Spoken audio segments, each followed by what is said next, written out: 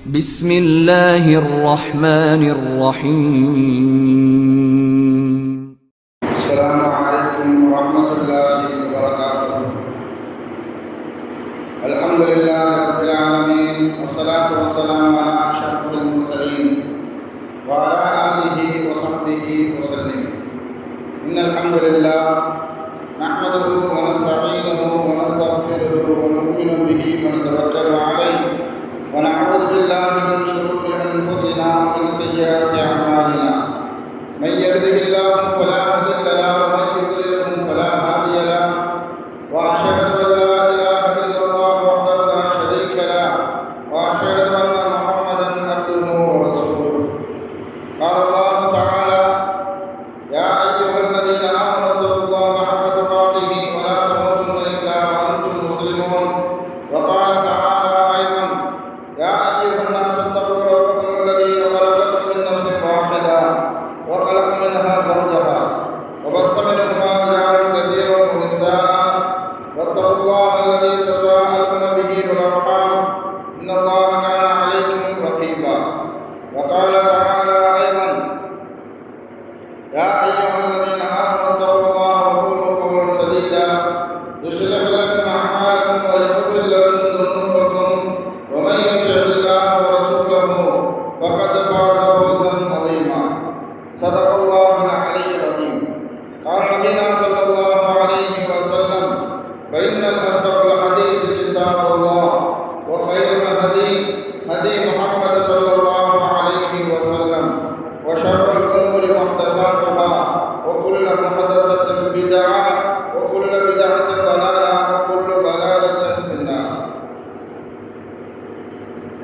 வார்த்தைகளுக்கு சென்றது எல்லாருடைய வார்த்தைகளும் வழிகாட்டுதலுக்கு சென்றது நபிகள் நாயகம் ஸல்லல்லாஹு அலைஹி வஸல்லம் அவர்களுடைய வழிகாட்டுதல் என்றும், காரியங்களில் மிக மிக கெட்டது மார்க்கத்தில் புதுமையை உண்டாக்குவது, ஒவ்வொரு புதுமையான காரியம் வழிகேடுகள் அனைத்தும் உங்களை நரகில் கொண்டு போய் சேர்க்கும் என்று நமது நபி ஸல்லல்லாஹு அலைஹி வஸல்லம் அவர்கள் தங்களுடைய ஒவ்வொரு சொற்களிலும் இந்த மனித சமுதாயத்திற்கு ஞாபகப்படுத்தியதை இந்த நல்ல சந்தர்ப்பத்தில் இங்கு ஒன்று கூடியிருக்கின்ற உங்களுடைய சிந்தனையிலும் ஆர்வமாக இந்த நபிமொழியை ஞாபகப்படுத்தி எனது உரையை யாரும் செய்கிறேன். அல்ஹம்துலில்லாஹ். கண்ணியமானவர்களே, அல்லாஹ் நல்லடியார்களே, அல்லாஹ் தஆலா தன்னுடைய ஏகத்துவ கலிமாவை எட்டி வைப்பதற்காக வேண்டி இந்த உலகத்தில் எண்ணற்ற நபிமார்களையும் ரசூல்மார்களையும் அனுப்பி வைத்தான். அவர்கள் அனைவர்களுமே அல்லாஹ்வுடைய கட்டளையின்படி அவர்களுக்கு அனுப்பப்பட்ட சமுதாய மக்களிடத்தில் அல்லாஹ்வுடைய ஏகத்துவ கலிமாவை எட்டி வைத்தார்கள். அத்தனை நபிமார்கள் மீதும் ரசூல்மார்கள் மீதும் இறுதியாக வந்த நமது நபி ஸல்லல்லாஹு அலைஹி வஸல்லம் அவர்கள் மீதும் அவர்களுக்கு இறங்கிய இறை செய்தியை கண்ணால் கண்டும் காதால் கேட்டும் அப்படியே ஈமான் கொண்ட உத்தம சத்திய சஹாபாக்கள் சஹாபி பெண்மணிகள் மீதும் அவர்களுக்கு பின்வந்த தாபீன்கள் தபா தாபீன்கள் இமாம்கள் நல்லவர்கள் மீதும் குறிப்பாக இந்த கூட்டத்திற்கு வந்திருக்கக்கூடிய நம் அனைவரும் மீதும் அல்லாஹ் தஆலா அல்லாஹ்வுடைய அன்பும் அருளும் என்றென்றும் உண்டாவதாக என்று கூறி எனது உரையை ஆரம்பம் செய்கிறேன். அல்ஹம்துலில்லாஹ். கண்ணியமானவர்களே, அல்லாஹ் நல்லடியார்களே, நாமெல்லாம் ஒரு மகத்தான ஒரு அருள் மிகுந்த மாதத்தினுடைய இரண்டாவது ஜும்மாவை நாம் எல்லாம் வீற்றிருக்கின்றோம். இந்த மாதத்தை பற்றி, இந்த ஷாபானுடைய மாதத்தை பற்றி நபி ஸல்லல்லாஹு அலைஹி வஸல்லம் அவர்கள் பலவிதமான சிறப்புகளை பற்றியும் சுப செய்திகளை பற்றியும் அறிவித்திருக்கிறார்கள். குறிப்பாக இந்த மாதத்தில் நபி ஸல்லல்லாஹு அலைஹி வஸல்லம் அவர்கள் அதிகப்படியான நற்செயல்களை தானம் செய்து இந்த சமூகத்திற்கு செய்ய வேண்டும் என்று ஆர்வம் கொண்டிருக்கிறார்கள். எந்த அளவுக்கு என்று பார்க்கும் பொழுது, ரமலானுக்கு முந்தைய மாதமான இந்த மாதத்தில் ரமலானுடைய முன்னேற்பாடுகளையும் முன் தயாரிப்புகளையும் முனைப்புகளையும் இந்த சமூக மக்கள் எடுத்து உரைக்க வேண்டும், எடுத்து காட்ட வேண்டும் என்பதற்காக வேண்டி ஸல்லல்லாஹு அலைஹி வஸல்லம் அவர்கள் நற்செயல்களை அதிகமாக தானம் செய்து இந்த சமூக மக்கள் அவர்களும் செய்ய வேண்டும் என்று வலியுறுத்தி ஆர்வம் கொண்டிருக்கிறார்கள். பொதுவாக நாம் ஒரு ஃபர்லான தொழுகைக்கு முன்பாக ஒரு சுன்னத்தான தொழுகைகளையோ நஃபிலான தொழுகைகளை தொழுதுவிட்டு எப்படி ஃபர்லான தொழுகையை நிறைவேற்றுவதற்கு நாம் தயாராகுவோமோ, அதே போன்று ஃபர்லானுடைய ரமலானுடைய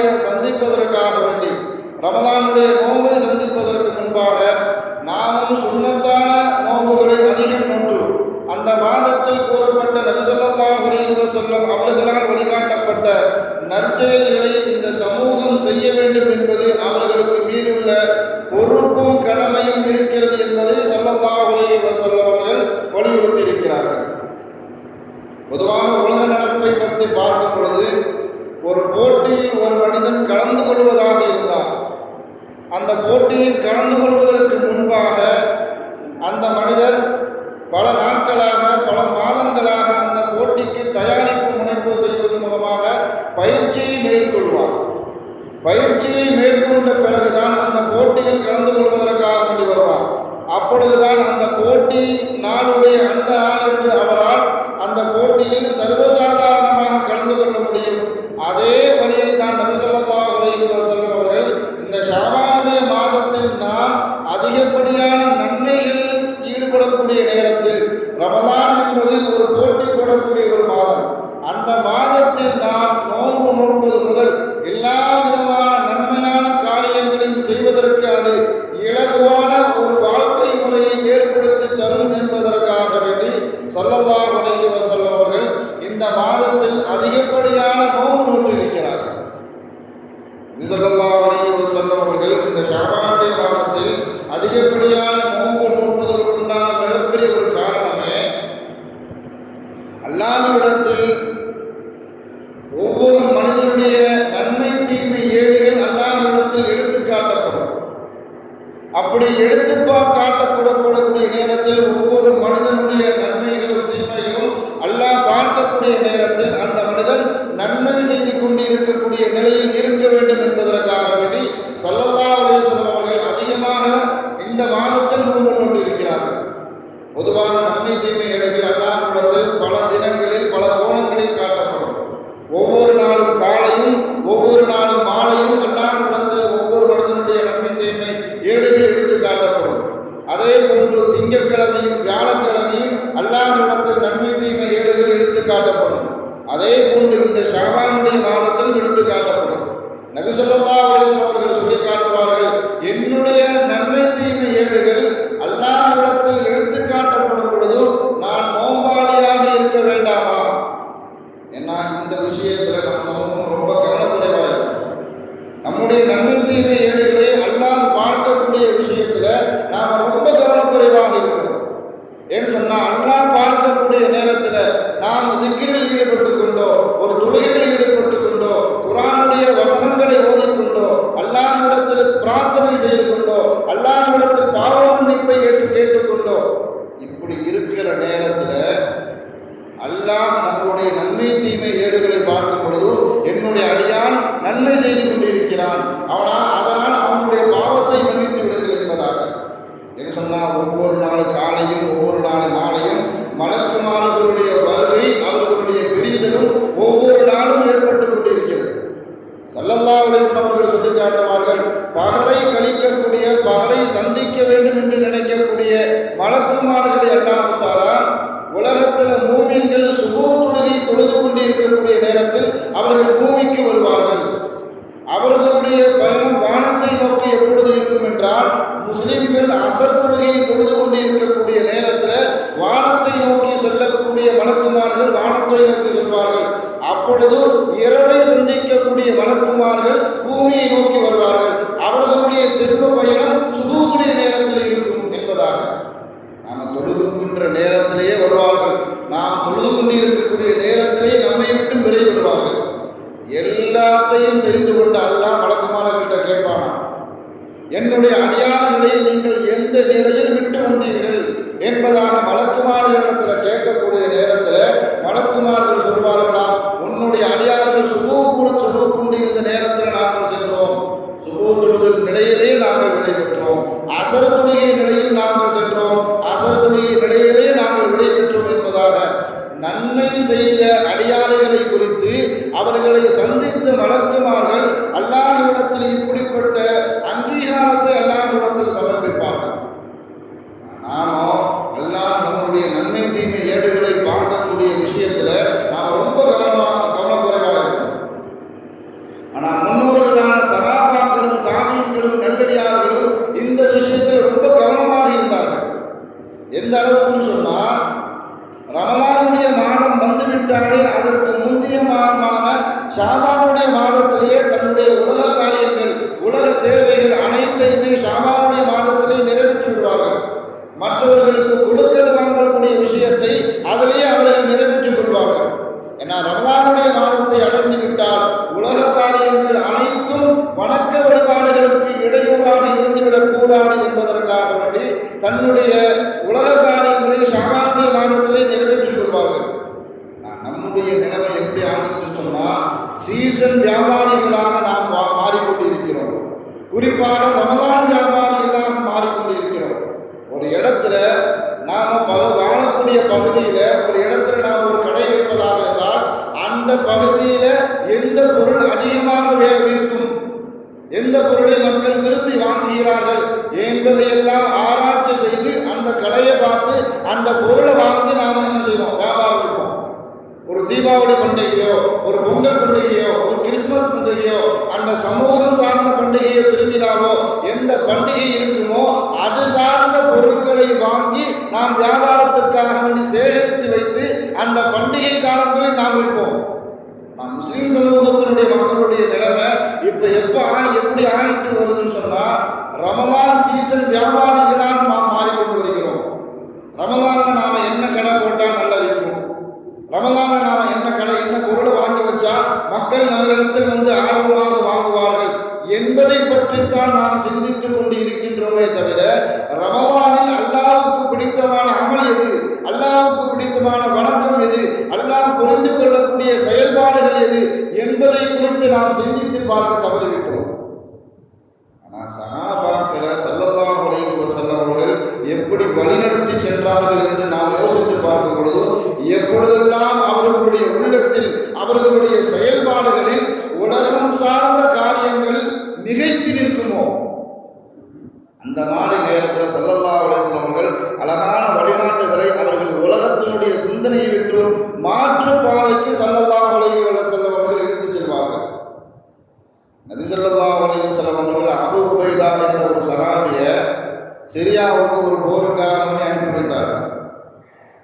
சிரியாவுக்கு போயிட்டு வரக்கூடிய அபூ உபைதா அந்த சிரியாவை வெற்றி கொண்ட பிறகு அங்கு கனிமத்து பொருட்களை அதிகமாக சேகரித்து மதீனாவுக்குள்ள இரவு நேரத்தில் வராங்க அபூ உபைதா ரலியல்லாஹு. இந்த செய்தி மதீனாவிலும் மதீனாவை சுற்றி இருக்கக்கூடிய கிராமப்புறத்திலும் இந்த செய்தி பரவலாக பரவிவிட்டது. அன்னைக்கு காலையில், அதாவது அபூ உபைதா வந்து இரவு மறுநாள் காலை, அன்னைக்கு காலையில் மஸ்ஜிதுல் நபி மக்களால் நிரம்பி வருகிறது. அபூ உபைதா கனிமத்து பொருட்களோடு வந்திருக்கிறார்.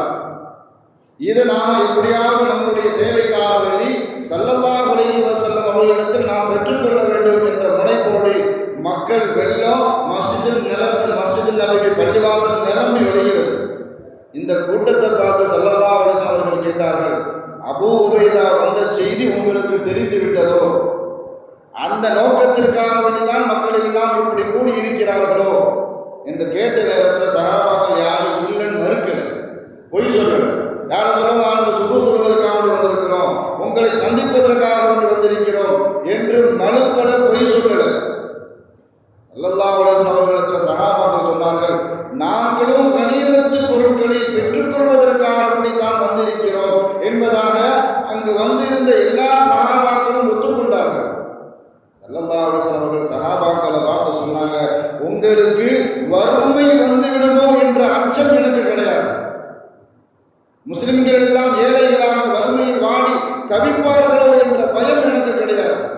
அதுக்கு உதாரணம் வரலாறு நாம் எவ்வளவு பெரிய வரலாறு இருந்தாலும் காட்டலாம்.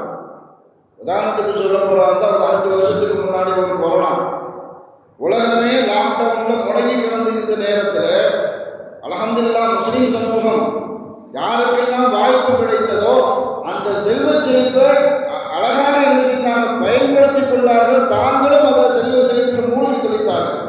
யாருமே சாப்பிடாமல் இல்லை, யாருமே கஞ்சி குடிக்காமல் இல்லை, யாரும் நல்ல உணவை சாப்பிடாமல் இல்லை என்ற புகார் எந்த சமூகத்திலும் வரல. குறிப்பாக முஸ்லிம் சமூகம் இந்த கம்ப்ளைண்ட் வைக்கவே இல்லை. எல்லாரும் சிறப்பான உணவை தான் சாப்பிட்டுக் கொண்டிருந்தார்கள். அதனால தான் நபி ஸல்லல்லாஹு அலைஹி வஸல்லம் அவர்கள் சொல்லி காட்டினார்கள், உங்களை வறுமை தாக்கி விடுமோ என்ற அச்சமோ பயமோ எனக்கு கிடையாது. ஆனால் எனக்கு ஒரே ஒரு பயம், அல்லாஹ் உலக பொருளாதார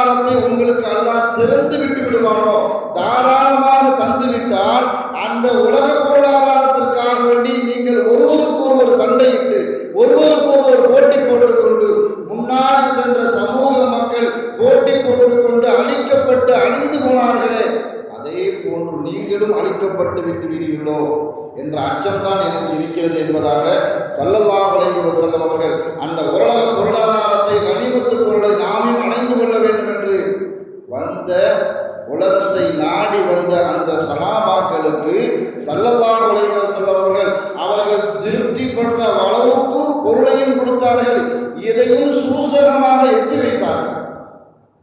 ஸல்லல்லாஹு அலைஹி வஸல்லம் அவர்கள் எல்லா நேரத்திலும் சஹாபாக்களுடைய உள்ளத்துல உலக சிந்தனை, மர்ம சிந்தனை மறைந்து உலக சிந்தனை மேலோங்கி வரக்கூடிய நேரத்தில் எல்லாம் அதற்கு தடை கற்களாக இருந்து ஸல்லல்லாஹு அலைஹி வஸல்லம் அவர்கள் வழிநடத்தி சென்றார்கள்.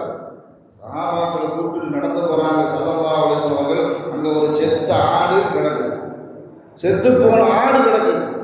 அந்த ஆடை பார்த்து ஸல்லல்லாஹு அலைஹி வஸல்லம் அவர்கள் சஹாபாக்களிடத்துல கேட்டாங்க, இந்த ஆட்டை யாராவது ஒரு திரகம் கொடுத்து வாங்கக்கூடிய மனிதர்கள் யாராவது இருக்கிறீர்களா கேட்கிறாங்க. சஹாபாக்கள் கேட்கிறாங்க, யா ரசூலல்லாஹ், செத்து போன ஆட்டை யாராவது காசு கொடுத்து வாங்குவாங்களா?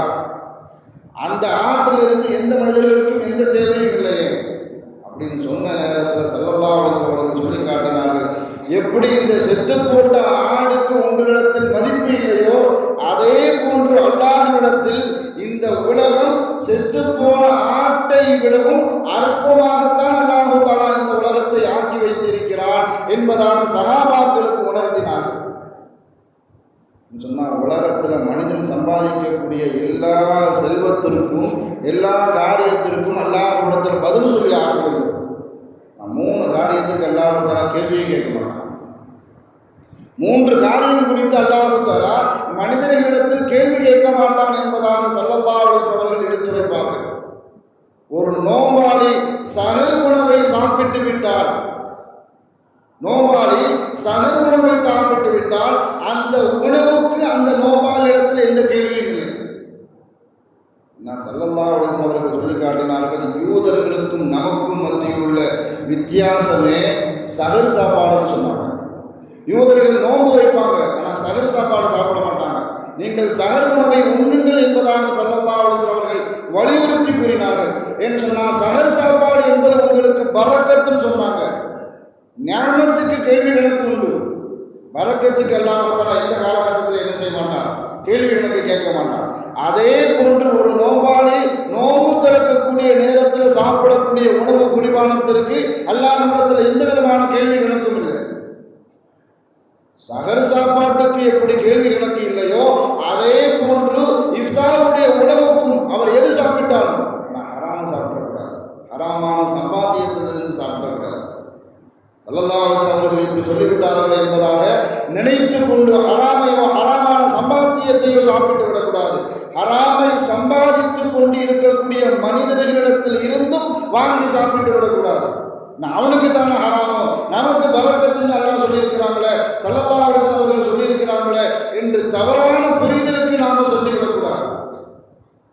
நாம் சாப்பிடக்கூடிய உணவு ஹராமான உணவில் அல்லாத ஹலாலான உணவாக சஹர் சாப்பாடோ இஃப்தார் சாப்பாடோ இருக்குமானால் அதில் பரக்கத்து செய்யப்பட்டு இருக்கிறது என்பதாக ஸல்லல்லாஹு அலைஹி வஸல்லம் அவர்கள் சுபச்செய்தி சொல்லியிருக்கிறார்கள். அதில் அல்லாஹ்விடத்தில் எந்த விதமான கேள்வியும் கிடையாது. அதே போன்று நம் வீட்டுக்கு வரக்கூடிய விருந்தாளிக்கு தயாரிக்கப்படக்கூடிய உணவு, அவர்களுக்கு செய்யக்கூடிய எல்லா விதமான பணிவிடைகளிலும், அவர்களுக்கு தயாரிப்புக்காக செய்யக்கூடிய எல்லா உணவுகளிலும் அல்லாஹ் தஆலா எந்த கேள்விகளும் கேட்க மாட்டான் என்பதாக ஸல்லல்லாஹு அலைஹி வஸல்லம் அவர்கள் வலியுறுத்தினார். ஆசிரியரை சந்திப்பதற்காக வேண்டி ஒரு மாணவர் சொல்கிறார். மாணவர் எதுக்கு சொல்றாருன்னு சொன்னா, ரொம்ப நாள் ஆச்சு ஆசிரியரை சந்திச்சு. இந்த மாணவர் ஹஜ்ஜுக்காக வேண்டி சொல்கிறார். ஹஜ்ஜுக்கு செல்லக்கூடிய நேரத்தில் நம்ம ஆசிரியரை சந்தித்து அவர்கிட்ட பயணம் சொல்லிட்டு அவர்கிட்ட இருந்து துவாவை பெற்றுக்கொண்டு செல்லலாம் என்ற நோக்கத்தில் போய் சொல்லி பார்க்கும் பொழுது ஆசிரியர் மீன் பிடிச்சிக்கிட்டு இருக்கிறார். ஆசிரியர் என்ன சொன்னார், ரொம்ப எளிமையாக வாழக்கூடிய ஆசிரியர் ஒரு நாளைக்கு 3 மீனுக்கு மேலே பிடிக்க மாட்டார். 3 மீனை பிடிப்பார், வீட்டுக்கு கொண்டு வருவார். ஒரு மீனை தன்னுடைய குடும்பத்திற்காகவும், ஒரு மீனை வியாபாரத்திற்காகவும், ஒரு மீனை சதக்காவுக்காக வேண்டி பயன்படுத்தி கொண்டிருந்தார். துவா செஞ்சு, நான் ஹஜ்ஜுக்கு போகிறேன், எனக்கு துவா செய்யுங்க என்பதாக ஆசிரியரிடத்தில் அந்த மாணவர் வந்து கேட்கிறார். சரி போப்பா, அல்ஹம்துலில்லாஹ், சிறப்பாக போயிட்டு வா என்பதாக அனுப்பி வைத்துவிட்டு நீ எகிப்தை தாண்டி மிஸ்ரை தாண்டி செல்வதாக இருந்தால் என்னுடைய சகோதரர் மிஸ்ரில் இருக்கிறார், அவரை பார்த்து சலாம் மட்டும் நான் சொன்னதாக சலாத்தை மாத்திரம் தெரிந்துவிட்டு நீ ஹஜ்ஜுக்கு போ என்பதாக சொன்ன நேரத்தில் மிஸ்ருக்கு போறாரு. அவருடைய சகோதரரை தேடுறாரு, ஊர் முழுக்க தேடுறாரு. கடைசியில் அவர்களுக்கு முகவரி கிடைக்கிறது. அவர் சகோதரர்களை பார்க்கிறார். சகோதரரை பார்க்கிற நேரத்தில் அவருடைய சகோதரர் எப்படி வாழ்றான்னு சொன்னால் மிகப்பெரிய மக்கள் கூட்டத்திற்கு மத்தியில் ஆறாவரத்தோடு ஆர்ப்பாட்டமாக வந்து கொண்டிருக்கிறார் அவருடைய சகோதரர். அவர் சகோதரத்தில் தன்னை அறிமுகப்படுத்தி விட்டு, நான் உங்கள் சகோதரர், எனக்கு உஸ்தாத், நான் அவரை அனுப்பி வந்திருக்கேன், உங்களுக்கு சலாம் சொன்னாங்க அப்படின்னு சொல்லிட்டு கிளம்பக்கூடிய நேரத்தில் ஹஜ்ஜை முடித்து வரும் பொழுது என்னை சந்தித்து விட்டு நீ போ என்பதாக அவருடைய சகோதரர், அவரும் ஒரு மார்க்க அறிஞர், ஹஜ்ஜை முடிச்சாரு. நம்ம உஸ்தாதுடைய சகோதரர் சொன்னார் அவரை போய் சந்தித்து விட்டு வரலாம் என்பதாக சந்திப்பதற்காக வேண்டி வரும்போது அந்த மனிதர் சொல்றார், என்னுடைய சகோதரனை நீ சந்தித்தால் என்னுடைய சகோதரிடத்தில் நீ சொல்லும், உலகம் உலகம் என்று அலையாமல் மறுமையை நோக்கி வரச் சொல் என்பதாக அந்த ஆர்ப்பாட்டமாக வந்த அந்த சகோதரர், ஆடம்பரமாக வாழ்ந்து கொண்டிருக்கக்கூடிய அந்த சகோதரர் இந்த மாணவரிடத்தில் சொன்ன நேரத்தில் இவருக்கு அப்படி முகம் சுழிச்சு போச்சு. இவர் ஆடம்பரமாக வாழ்ந்துட்டு இருக்கிறாரு. நம்ம உஸ்தாத ஒரு நாளைக்கு 3 மீன் பிடிச்சி, ஒரு மீனை தன்னுடைய குடும்பத்திற்கும், ஒரு மீனை தன்னுடைய வியாபாரத்துக்கும், ஒரு மீனை சதகாரம் செய்து கொண்டிருக்கிறார். ரொம்ப எளிமையாக வாழ்ந்து கொண்டிருக்கக்கூடிய நம்ம உஸ்தாத இவர் விமர்சனம் செய்து அறிவுரை கூறுகிறாரே. அங்கே இது கிளம்பிட்டார். தன்னுடைய உஸ்தாதை சந்திப்பதற்காக வருகிறார். என்னப்பா ஹஜ்ஜெல்லாம் சிறப்பாக முடிஞ்சிருச்சா? சிறப்பாக முடிஞ்சிருச்சு. என் சகோதரனை சந்திச்சியா, சலாம் கூறுனியா அப்படின்னு கேட்குறாங்க. ஆமாம் சந்திச்சேன், சலாம் கூறுனேன். வேற எதுவும் சொன்னாரான்னு கேட்குறாரு சார். ஆமாம் சொன்னார், ஆனால் அதை சொல்றதுக்கு எனக்கு மனம் இல்லை. உங்களை பற்றி ஒரு விஷயம் சொன்னார், அதை சொல்றதுக்கு எனக்கு மனம் இல்லை, எனக்கு விருப்பம் இல்லைன்னு சொன்னாங்க. பரவாயில்லை சொல்லு அப்படின்னு சொல்றாங்க உஸ்தாத். என்ன சொன்னார் அப்படி என்ன சொன்னார்? நீங்கள் ஆடம்பரமாக வாழ்கிறீர்கள், அது மாத்திரமல்ல உலகம் உலகம் என்று உலகத்திற்கு பின்னால் நீங்கள் ஓடுகிறீர்கள். ஆனால் உங்களுடைய சகோதரனை நான் பார்க்கும்போது அவர்தான் ஆடம்பரமாக வாழ்ந்து கொண்டிருக்கிறார், அவர்தான் மக்கள் வெள்ளத்தில் ஆர்ப்பாட்டமாக வாழ்ந்து கொண்டிருக்கிறார். அவர் உங்களை பார்த்து இப்படி சொல்லும் பொழுது எனக்கு மன வருத்தமாக இருக்குது அப்படின்னு சொல்றாரு. உஸ்தாது சொல்றாங்க, அவர் சொல்றது உண்மைதான், அவர் சொன்னது உண்மைதான். நான் ஒரு நாளைக்கு 3 மீன் பிடிச்சி என்னுடைய எளிமையான வாழ்க்கையை வாழ்ந்து கொண்டிருந்தாலும் என்னுடைய உள்ளத்தில் உலகம் இருக்கிறது, உலகம் சார்ந்த செயல்பாடுகள் இருக்கிறது, உலகம் உலகம் என்ற உலகத்தினுடைய தேவைகள் என்னுடைய உள்ளத்தில் இருக்குது. ஆனால் என்னுடைய சகோதரன் ஆடம்பரமாக வாழ்ந்தாலும் அவனுடைய உள்ளத்தில் உலகம் இல்லை. கையில தான் உலகத்தை வச்சிருக்கிறார். இப்போ கூட கையை உதறி விட்டு தட்டிட்டு போக சொன்னா போயிடுவாரு. ஆனா என்னால போக முடியுமான்னு கேட்டா என்னால போக முடியாது என்பதாக. ஆனா இதே வாழ்க்கையை தான் சகாபாக்கள் வாழ்ந்து கொண்டிருந்தார்கள். தன்னுடைய உள்ளங்கையில தான் உலகத்தை வைத்திருந்தார்களே தவிர உள்ளத்துல உலகத்தை கொண்டு போய் வைக்கவே இல்லை.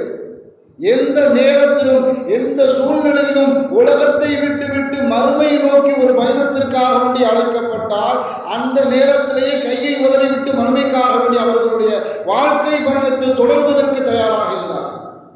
அந்த அளவுக்கு இருந்தார். இந்த மாதத்தில் ஸல்லல்லாஹு அலைஹி வஸல்லம் அவர்கள் நமக்கு கற்றுத்தந்த இன்னொரு விஷயம் துவா.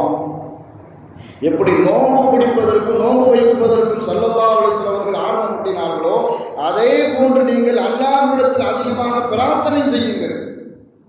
இந்த பிரார்த்தனை எப்படி இருக்குன்னு சொன்னால் உறுதிமிக்கதாக இருக்க வேண்டும். சும்மா ஏனதான நம்மளுடைய பலகீனமே என்னன்னு சொன்னால் லோஹரில் கேட்டோன்னு சொன்னால் அசரில் கிடைக்கணும், அசரில் கேட்டால் மக்ரிபில் கிடைக்கணும், மக்ரிபில் கேட்டால் இஷாவில் நமக்கு அல்லாஹ் கண்டிப்பாக தந்தே ஆக வேண்டும். அந்த நோக்கத்தில் கேட்கிறோம். நம்மளுடைய உறுதிப்பாடு எப்படி இருக்குன்னு சொன்னால் மனிதனுடைய எல்லா சக்தியும் நின்று போகக்கூடிய இடத்திலிருந்து நம்மளுடைய நம்பிக்கை ஆரம்பிக்க வேண்டும். அல்லாஹ் குர்ஆன்ல பல நபிமார்களுடைய வரலாறை பற்றி அல்லாஹ் பேசுவான். மூசா அலைஹிஸ்ஸலாம் அவர்கள் 6 லட்சம் யூதர்களை பனி இஸ்ரவேலர்களை அந்த நைல் நதிக்கு முன்னாடி நிப்பாட்டி கொண்டு வந்து கேட்டாங்க. மூசா அலைஹிஸ்ஸலாத்தை பார்த்து அந்த மக்கள்லாம் கேட்டாங்க, மூசா எங்களை எப்படி கொண்டு நிப்பாட்டிட்டீங்களே, முன்னாடி கடல் பின்னாடி எதிரிகள். அப்போ சொன்னாங்க மூசா அலைஹிஸ்ஸலாம், கவலைப்படாதீங்க, அல்லாஹ் நம்மோடு இருக்கிறான். அந்த வார்த்தை அல்லாஹ்வுக்கு பிடிச்சிருந்து அல்லாஹ் உதவி செஞ்சான். நெருப்புல எரியப்பட்ட இப்ராஹிம் அலைஹிஸ்ஸலாம் சொன்ன வார்த்தை ஹஸ்பி அல்லாஹ். உலகத்தினுடைய மக்கள் சக்தி எல்லாம் தோற்று போகக்கூடிய நேரத்தில் ஒன்னால் மாத்திரம்தான் காப்பாற்ற முடியும் என்ற அந்த ஈமான் யாருடைய உள்ளத்தில் இருந்து கொண்டு அல்லாஹ்விடத்தில் பிரார்த்தனை செய்வார்களோ அந்த ஈமான் அல்லாஹ்வுக்கு பிடிக்கும். அப்படி கேட்கிற அல்லாஹ்வுக்கு பிடிக்கும். அப்படி கேட்கிற அந்த வார்த்தை அல்லாஹ்வுக்கு பிடிக்கும். குகையில் அடப்பட்டு கிடந்த 3 வாலிபர்கள் தன்னுடைய இயலாமையை வெளிப்படுத்தி அல்லாஹ்விடத்தில் துஆ செய்யும் பொழுது அந்த குகையினுடைய அந்த கற்கள் நகர்ந்ததை, மனித சக்தி எல்லாம் தோற்று போகக்கூடிய நேரத்தில் அல்லாஹ்வுடைய சக்தி எந்த இடத்திலிருந்து வெளிப்படுமோ அந்த வார்த்தையை தான் அல்லாஹ் தஆலா விரும்புவான். பதில் போர் காலகட்டத்தில் நாளைக்கு போர், கம்மியான படை, எந்த ஆயுதமும் இல்லை, போர் பயிற்சி இல்லாத மனிதர்களை கொண்டு வந்து பதில் மைதானத்தில் நிறுத்திட்டு அன்னைக்கு இரவு ஸல்லல்லாஹு அலைஹி வஸல்லம் அவர்கள் கேட்ட துஆ அல்லாஹ் அங்கீகரிச்சான். அதே மாதிரி ஜக்கரியா அலைஹிஸ்ஸலாம் அவர்கள் தன்னுடைய 100 வயதை கடந்த ஜக்கரியா அலைஹிஸ்ஸலாம் எனக்கு குழந்தை வேண்டும் என்று அல்லாஹ்விடத்தில் வெளிப்படுத்தி கேட்டார்கள். யாரெல்லாம் நான் பலகீனமானவன், எனக்கு வயதாயிருச்சு, என்னுடைய தலையில நரம்படி விழுந்துருச்சு, என்னுடைய மனைவி மலடியாக இருக்கிறாள், எனக்கு குழந்தையை தான் கேட்டான். இப்படிப்பட்ட உறுதியோடு எந்த மனிதர் துவா கேட்பாரோ அவர்களுக்கு அல்லாஹ் தஆலா கொடுப்பதற்கு தயாராக இருக்கிறார். அந்த துவாவுல ஸல்லல்லாஹு அலைஹி வஸல்லம் அவர்கள் சொல்லி காட்டுவார்கள், அல்லாஹ்வுடைய திருநாமங்களை கூறி யார் துவா செய்வார்களோ, இஸ்முல் ஆலம் அதுக்கு பேர். அந்த இஸ்முல் ஆலம் அல்லாஹ்வுடைய பெயர்களில் ஒன்றில் இருக்கிறது. எது நமக்கு தெரிஞ்ச ஆபத்து, நமக்கு இஸ்முல் ஆலம் நமக்கு தெரிஞ்சிட்டு சொன்னா நல்ல காரியம் எதுக்குமே நாம பயன்படுத்த மாட்டோம். நம்மளுடைய எதிரிகளுடைய வீழ்ச்சிக்கும் அழிவுக்காக மாத்திரம்தான் நாம் இஸ்முல் ஆலத்தை பயன்படுத்துவோம். ஆயிஷா நாயகி கூட ஸல்லல்லாஹு அலைஹி வஸல்லம் அவர்கள்ட்ட போய் கேட்டாங்க, யா ரசூலுல்லாஹ் இஸ்முல் ஆலம்னா என்ன, அதை எனக்கு கற்றுத்தாங்க, அல்லாஹ்வுடைய பெயர்களில் இருந்து இஸ்முல் ஆலம் எது, அது எனக்கு கற்றுத்தாருங்கள் என்று கேட்கும் பொழுது ஸல்லல்லாஹு அலைஹி வஸல்லம் அவர்கள் ஆயிஷா நாயகி ரலியல்லாஹு தஆலா அவர்களுக்கு சொன்னது, அது வேண்டாம்னு சொன்னாங்க. உனக்கு வேண்டாம், இது உனக்கு வேண்டாமா 3 தடவை கேட்டார்கள் ஆயிஷா நாயகி, உனக்கு வேண்டாமான்னு தான் சொன்னாங்க. ஆனால் ஸல்லல்லாஹு அலைஹி வஸல்லம் அவர்களிடத்தில் கேட்ட ஆயிஷா நாயகி விடலை. அல்லாஹ்விடத்தில் அந்த வீட்டில் தனியாக ஓரத்தில் உட்கார்ந்து துவா செய்கிறாங்க. அல்லாஹும்ம இன்னி உதுஉக்கல்லாஹ் உதுஉக்குர் ரஹ்மான் உதுஉக்குல் பர்ருர் ரஹீம் உதுஉக்க பி அஸ்மாஉல் ஹுஸ்னா. ஆயிஷா நாயகி கேட்குறாங்க, சத்தம் போட்டு கேட்குறாங்க, யா அல்லாஹ் நான் உன்னிடத்தில் கேட்கிறேன், ரஹ்மானே உன்னிடத்தில் கேட்கிறேன், எல்லா விஷயங்களையும் தரக்கூடிய பர் உன்னிடத்தில் கேட்கிறேன், ரஹீமே அருள் செய்யக்கூடியவனை உன்னிடத்தில் கேட்கிறேன், அஸ்மாவுல் ஹுஸ்னாவை கொண்டு கேட்கிறேன், எனக்கு தான் கேட்டாங்க. ஸல்லல்லாஹு அலைஹி வஸல்லம் அவர்களிடத்தில் சரியுள்ள ஸல்லல்லாஹு அலைஹி வஸல்லம் ஆயிஷா நாயகி பார்த்து சொன்னாங்க, நீ கேட்டதிலே அஸ்மாவுல் ஹுஸ்னா இருக்குன்னு சொன்னாங்க. நீ எந்த கலிமாவை கொண்டு கேட்டாயோ அதில் அஸ்மாவுல் ஹுஸ்னா இருக்கிறது. ஆயிஷா நாயகி கேட்டது அல்லாஹ், ரஹ்மான், பர், ரஹீம், இந்த 4 வார்த்தை. இந்த 4 வார்த்தையை சொல்லி ஆயிஷா நாயகி துஆ கேட்கக்கூடிய நேரத்தில் ஸல்லல்லாஹு அலைஹி வஸல்லம் அவர்கள் சொல்லி காட்டினார்கள், இதில் அஸ்மாவுல் ஹுஸ்னா இருக்கிறது என்பதாக. இந்த மாதத்தில் நாம் செய்யக்கூடிய இன்னொரு அமல் அதிகமாக திக்ர் செய்யணும்.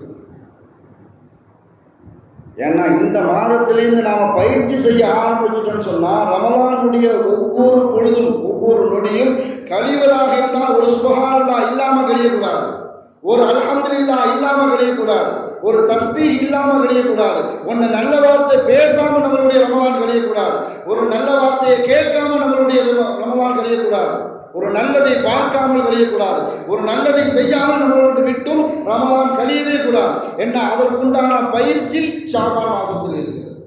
இந்த மாதத்திலிருந்து நாம் பயிற்சி இருக்க ஆரம்பிச்சோம்னு சொன்னால் ரமலானை நாம் சந்திக்கும் பொழுது ரமலானில் நம்ம விட்டும் கழியக்கூடிய ஒவ்வொரு நொடி பொழுதும் நன்மையாகவே கழியும். என்ன தஸ்பீஹ் என்பது அல்லாஹ்வுக்கு ரொம்ப பிடிச்சமான திக்ர். அல்லாஹ்வுக்கு எத்தனையோ திக்ர் பிடிக்கும், அதில் பிடிச்சமானது ஸல்லல்லாஹு அலைஹி வஸல்லம் அவர்கள் அதிகமாக நமக்கு திக்ரை கண்டுபிடித்து இருக்கிறார்கள். அரிசி சுமக்கக்கூடிய மலக்குமார்களை பற்றி அல்லாஹ் குர்ஆனில் சொல்லி காட்டுவான், ஸல்லல்லாஹு அலைஹி வஸல்லம் அவர்கள் சொல்லி காட்டி இருக்கிறார்கள். 8 மலக்குமார்கள் அரிசி சுமந்து கொண்டு இருக்கிறார்கள். அதை பற்றி அல்லாஹ் சூரத்துல் மூமின்ல 7வது வசனத்தில் அல்லாஹ் சொல்லி காட்டுவான்.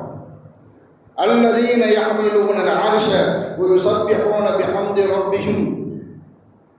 அர்ஷ் சுமக்கக்கூடிய மலக்குமார்கள் தஸ்பீஹ் செய்து கொண்டு இருக்கிறார்கள். அவங்க என்ன தஸ்பீஹ் செய்யறாங்கன்னு சொன்னா, அரிசின்னா எப்படி இருக்கு முதல்ல அதை விளங்கிக்கணும். அரிசி சொல்லிட்டு நாம என்ன செய்யறோம், கடந்து போயிடக்கூடாது. அல்லாஹுடைய அரிசிக்கு கீழே குருசி இருக்குது. அந்த குருசி கால் வைக்க அல்லாஹ் கால் வைக்கக்கூடிய இடம்.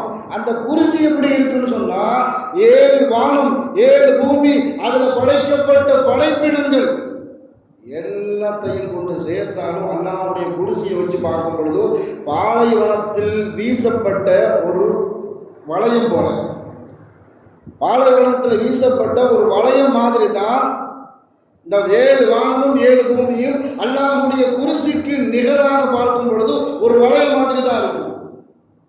அல்லாஹ்வுடைய அரிசி எப்படி இருக்குன்னு சொன்னா, அல்லாஹ்வுடைய குருசிக்கும் அல்லாஹ்வுடைய அரிசிக்கும் சமமாக பார்க்கும் பொழுது எப்படி 7 வானங்களும் 7 பூமியும் குருசிக்கு கீழே ஒரு வளையம் போன்று தெரிந்ததோ, அதே மாதிரி தான் அரிசிக்கு கீழே இருக்கக்கூடிய குருசி ஒரு வளையம் போன்று தெரியும் என்பதாக ஸல்லல்லாஹு அலைஹி வஸல்லம் அவர்கள் சொல்லி காட்டுவார்கள். 7 வானங்களையும் பூமியும் தாண்டி ஒரு அரிசிக்குள்ள இருக்கக்கூடிய அல்லாஹ் அதை சுமக்கக்கூடிய மலக்குமார்கள் 8 மலக்குமார்கள். நாம சிந்திச்சு பார்க்கணும், அந்த மலக்குமார்களுடைய பிரம்மாண்டம் எப்படி இருக்கும். குருசியை விடவும் அரிசி பெருசா இருக்குது. அதை சுமக்கக்கூடிய மலக்குமார்களுடைய பிரம்மாண்டம் எப்படி இருக்கும் என்பதை சிந்தித்து பார்க்க வேண்டும். அவர்கள் சுமந்து கொண்டே தஸ்பீஹ் செய்வார்களாம்.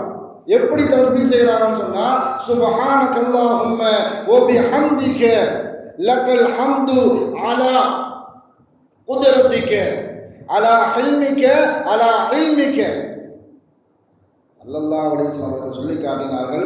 அந்த 8 மலக்குமார்களில் 4 மலக்குமார்கள் இப்படி சொல்லி காட்டுவார்கள், சுப்ஹானக்கல்லாஹும்ம வ பிஹம்திக லக்கல் ஹம்து அலா இல்மிக அலா இல்மிக. யா அல்லாஹ், மக்கள் செய்யக்கூடிய தவறுகள் எல்லாம் நீ அறிந்து கொண்டு இருக்கிறாய். நீ பரிசுத்தமானவன், புகழ் அனைத்தும் உனக்கே உரியது. மக்கள் என்ன தவறுகள் என்ன பாவங்களை செய்து கொண்டு இருக்கிறார்களோ அதை அனைத்தையும் நீ அறிந்து கொண்டு இருக்கிறாய். அப்படி இருந்தும் கூட நீ அதை பொருள்படுத்தாமல் சகிப்புத்தன்மையோடு இருந்து கொண்டிருக்கிறாய் என்பதாக 8 மலக்குமார்களில் 4 மலக்குமார்கள் எப்படி தஸ்பீஹ் செய்கிறாங்க. இன்னொரு 4 மலக்குமார்கள் எப்படி தஸ்பீஹ் செய்கிறாங்கன்னு சொன்னா, சுப்ஹானக்கல்லாஹும்ம வ பிஹம்திக லக்கல் ஹம்து அலா அஃப்விக பஅத குத்ரத்திக. அல்லாஹ், மக்கள் அநியாயம் செய்யக்கூடிய அவர்களை தண்டிக்கக்கூடிய எல்லா ஆற்றலும் சக்தியும் உனக்கு இருந்தும் கூட அவர்களை நீ மன்னித்து கொண்டு இருக்கிறாய். அப்படிப்பட்ட ரஹ்மானே, உன்னை நான் தூய்மைப்படுத்துகிறேன், உன்னை பரிசுத்தப்படுத்துகிறேன், எல்லா புகழும் உனக்குத்தான் என்பதாக ஒரே ஒரு விஷயத்தை சொல்லி பிடிச்சுக்கிறேன். அன்னை ஜுவைரியா ரலியல்லாஹு தஆலா அன்ஹா ஸல்லல்லாஹு அலைஹி வஸல்லம் அவர்கள் சுபஹ் தொழுதுட்டு வீட்டுக்கு வந்துட்டு 2வது கிளம்புறாங்க. வீட்டை விட்டு கிளம்புறாங்க. அன்னை ஜுவைரியா ரலியல்லாஹு தஆலா அன்ஹா வீட்டில் இருக்கிறாங்க. ஸல்லல்லாஹு அலைஹி வஸல்லம் அவர்களுடைய மனைவிமார்களில் அன்னை ஜுவைரியா ரலியல்லாஹு ஒரு மனைவி முஸல்லால இருக்கிறாங்க, தஸ்பீஹ் ஓதிக்கிட்டு இருக்கிறாங்க. இவங்க போகும்போது பார்க்குறாங்க ஸல்லல்லாஹு அலைஹி வஸல்லம் அவர்கள் தன்னுடைய மனைவி ஜுவைரியா ஏதோ திக்ர் செஞ்சுக்கிட்டு இருக்கிறாங்க அப்படிங்கிற விளங்கிட்டு போயிட்டாங்க. வரும்போது பார்க்குறாங்க ஒரு 9 மணி இருக்கும். அந்த நேரத்தில் என்ன செய்கிறாங்க, ஸல்லல்லாஹு அலைஹி வஸல்லம் அவர்கள் வெளியே போயிட்டு வீட்டுக்குள்ளே வராங்க. மறுபடியும் அவங்க முஸல்லால தான் இருக்கிறாங்க ஜுவைரியா ரலியல்லாஹு. ஸல்லல்லாஹு அலைஹி வஸல்லம் கேட்குறாங்க தன்னுடைய மனைவிட்ட, இன்னும் உன்னுடைய திக்ர் முடியலையான்னு கேட்குறாங்க. நான் வெளியில் போயிட்டு என்னுடைய தேவையெல்லாம் முடிச்சுட்டு வந்துட்டேன், இன்னும் திக்ர் செஞ்சுக்கிட்டு இருக்கிறேன், உன்னுடைய திக்ர் முடியலையான்னு கேட்குறாங்க. இல்லை, இன்னும் பாக்கி இருக்குன்னு சொல்கிறாங்க. இன்னும் நான் ஓதக்கூடிய திக்ர் பாக்கி இருக்குது அப்படின்னு சொல்லக்கூடிய நேரத்தில் ஸல்லல்லாஹு அலைஹி வஸல்லம் அவர்கள் சொல்லி காட்டினார்கள், நான் 4 கலிமாவை கற்றுத்தரேன் உனக்கு. அந்த 4 கலிமா நீ ஒரு நாள் முழுவதும் ஓதினால் என்ன நன்மை கிடைக்குமோ அந்த கலிமாவை ஓதினால் அந்த நன்மை கிடைச்சிடும். அது எந்த கலிமா என்பதாக ஸல்லல்லாஹு அலைஹி வஸல்லம் அவர்கள் ஒரு தஸ்பீஹை கற்றுக் கொடுத்தார்கள். சுப்ஹானல்லாஹி வ பிஹம்திஹி அதத ஹல்கிஹி வ ரிதா நஃப்ஸிஹி வ ஸினத அர்ஷிஹி வ மிதாத கலிமாத்திஹி. இந்த அர்த்தத்தை பார்க்கும்போது நமக்கு எல்லாம் ரொம்ப ஆச்சரியமா இருக்கு.